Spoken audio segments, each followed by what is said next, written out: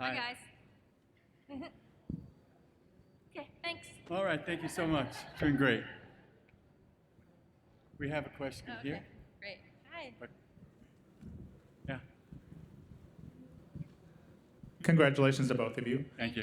Tell with the attention the show is getting on a night like this, what does it mean for both of you to be able to spread the message on the transgender community? It means everything. Go.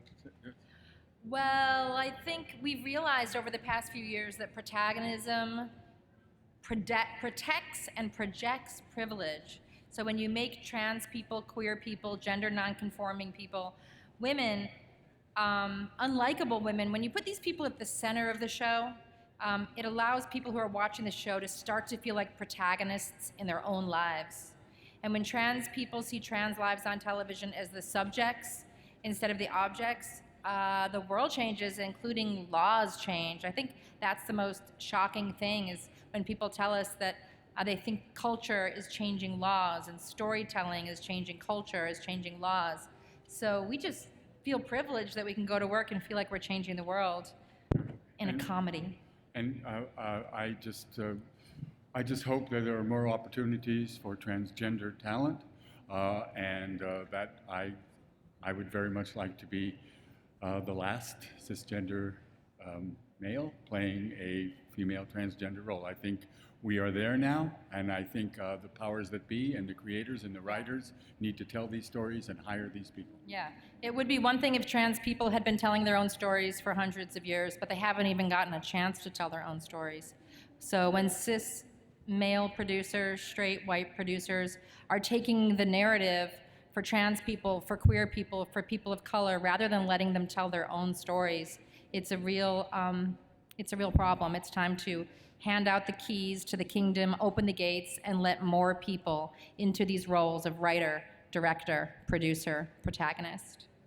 All the way to your left over here, Shalom from Israel. Hello, Jeffrey. We just met in Toronto this Yeah, we week. did. Shalom. Shalom. Sheket bevakasha, as you said. A shout out to our Hebrews. You used cisgender just now and in your acceptance speech. How much do you think the terminology is key to working on this show in terms of educating, playing an instrument to, putting those terms out there? Well, you just said it. You said educating, playing an instrument, telling the story, specificity, honor, respect, and biological specificity. So it's.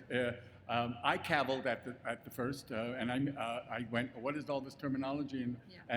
But it is specific, and it is about respect, and it is about freedom. Please, you're much more knowledgeable than I.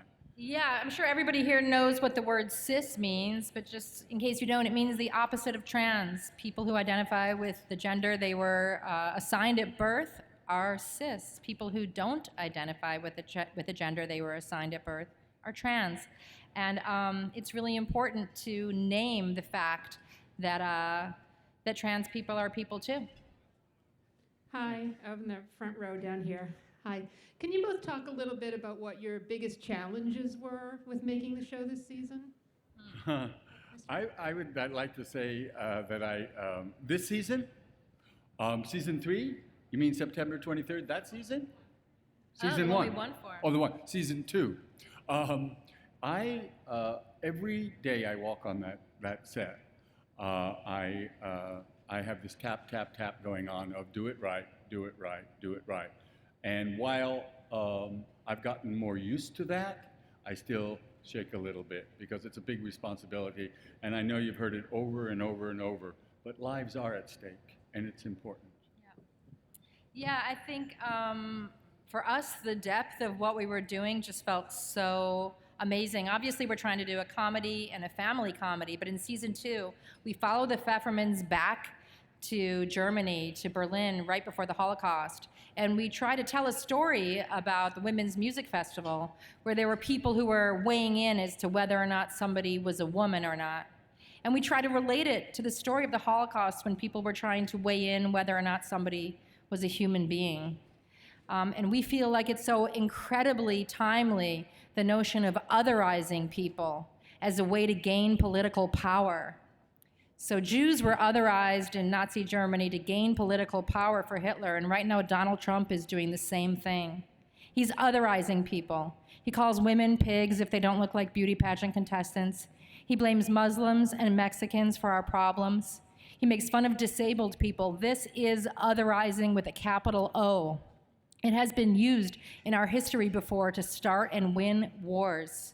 And he needs to be called out at every chance he gets for being one of the most dangerous monsters to ever approach our lifetimes. He's a complete dangerous monster, and any moment that I have to call Trump out for being an inheritor to Hitler, I will. You. Jill? All right, on a lighter note, hi, over to your right. I'm Charlie from Showbiz Express. What are your thoughts about Caitlyn Jenner and the message that she's sending out about trans? I'll go on that. I You love. want to talk about Hitler?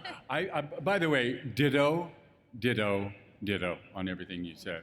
The otherizing, as kind of hitting back to your question, is consider that Maura goes to that festival and is otherized. And she can't find. So W.H. Auden wrote a beautiful poem. And at the end, he said, love one another or die. Connect, E.M. Forrester says. Connect, only connect. I love, getting back, I love Caitlyn. And she is courageous. And in her decision, she has floated all boats. And that's why we love her. And she kills on our show. Jill, can you talk about, Jill, do you have in your mind an arc for Maura Pfefferman? Are you writing it all toward an end date? Oh my God. What do you mean? We love to let the Pfeffermans tell their own stories and try to just have things be authentic as possible. So, Maura's going to evolve. Everybody in the family evolves. Gender is not that simple. Sometimes you have to go through evolution. So in season 3, we kind of see a new evolution of Maura in relationship to her femininity. And we want to allow Maura to keep evolving and allow Jeffrey to keep being brilliant. Jill and Jeffrey, congratulations on your Emmy win right here. Thank you. Congratulations on your Emmy win. With Transparent and the platform growing stronger and stronger, Jill, what have you learned the most from Jeffrey? And Jeffrey, what have you learned the most from Jill? Question. Good one. Jill has changed my life. She has changed. She's given me the best role. I thought I was going to go out on Lear, but apparently it's Maura Pfefferman. And she has changed me in what she is the most brilliant chemist, and it is the safest set I've ever been on. And I can't tell you what a wonderful, ethical, fantastic chemist she is. And you're so safe. And that's why the show is so good. She loves talent, she loves actors, and she changed my life. And when I was a young kid dreaming about what it felt like to act, she gave me. Incredible. I fell in love with Maura the first time I saw her. I remember sitting on her lap That's true. in a golf cart and staring into Jeffrey's eyes and saying, oh, we're going to fall in love. Yeah.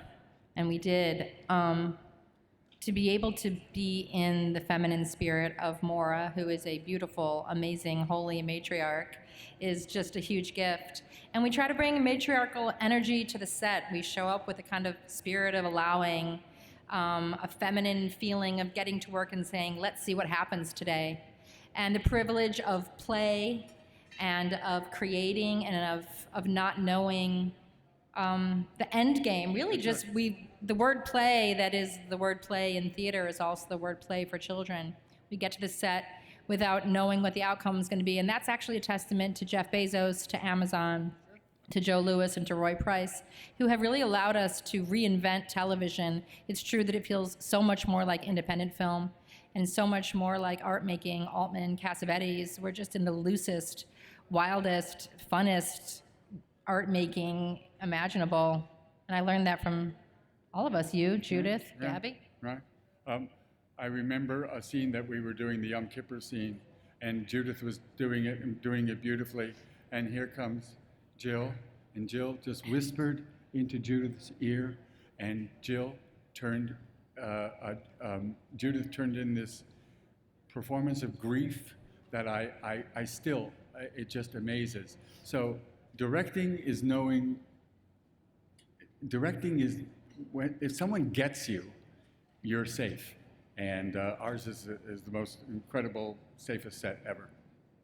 Thank you. Keep the love blooming on Transparent on Thank you. Amazon. Thank you. you.